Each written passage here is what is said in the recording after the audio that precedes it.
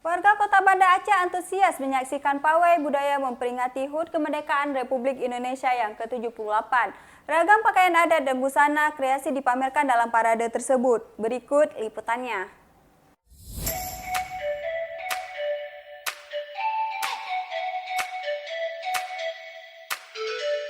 Pawai budaya memperingati Hari Ulang Tahun Kemerdekaan Republik Indonesia ke-78 disambut antusias oleh warga Kota Banda Aceh. Parade busana Nusantara yang diikuti oleh siswa dan siswi dari sekolah dasar hingga sekolah menengah atas di Banda Aceh memamerkan ragam busana daerah dan busana kreasi yang dibuat oleh siswa masing-masing sekolah. Ragam busana dipamerkan dalam pawai tersebut, yang dimulai dari lapangan Blang Padang dan mengelilingi sejumlah jalanan protokol di Banda Aceh dan berakhir kembali di lapangan Blang Padang pada Sabtu siang.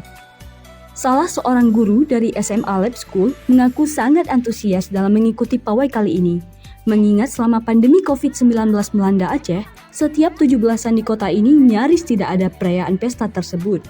Kalau menurut saya sangat bagus ya, karena kan dengan adanya pandemi, jadi sehingga setelah pandemi kan dilaksanakan kembali pawai, jadi lebih antusias untuk menyambut lebih bagus nih. Begitu juga dengan mengenal budaya-budaya pakaian adat dari daerah lain.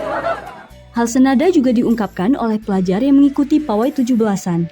Sabrina Talita Harwani, dirinya mengaku sangat senang bisa menjadi peserta pawai yang diutus sekolahnya. Tentunya sangat menarik untuk mengikuti pawai tersebut karena sangat banyak orang-orang di sini untuk memeriahkan kemerdekaan Indonesia yang ke-78 dan juga di sini sangat ramai sekali dan sangat menarik. Ya, jadi kami sebagai yang mengikuti pawai di sini sangat berkesan. Pada pesta rakyat dalam rangka memeriahkan Hari Ulang Tahun ke-78 Republik Indonesia juga dimeriahkan dengan parade mobil hias dari berbagai dinas dan instansi yang ada di Kota Banda Aceh.